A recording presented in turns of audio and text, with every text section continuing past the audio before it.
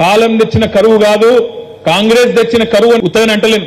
ఎందుకంటే కేసీఆర్ గారు ఎంతో ముందు చూపుతోనే గతంలో ఎన్నో సంవత్సరాలు వరుస కరువు చూసినాం కాబట్టే ఆ దరిద్రం మళ్ళా మనకు రావద్దని ఆ దరిద్రం మీద కరువు మీద సంధించిన బ్రహ్మాస్త్రమే కాళేశ్వరం ప్రాజెక్టు అనే మాట నేను మీకు విజ్ఞప్తి చేస్తా ఉన్నా. ఇవాళ కాళేశ్వరం నుంచి గినక మేడిగడ్డను వచ్చిన వెంటనే రిపేర్లు ప్రారంభించి 3 నెలల్లో పూర్తి చేసింటే ఆ నీళ్లు ఇవాళ బ్రహ్మాండంగా సొప్పదండిలో, హుజూరాబాద్ లో, కరీంనగర్ లో, మానకొండూరులో ఎండుతున్న పంటలకు ఇచ్చే అవకాశం ఉంటుంది అని చెప్పేందుకు నేను మీకు ఈ విషయం చెప్తా ఉన్నా.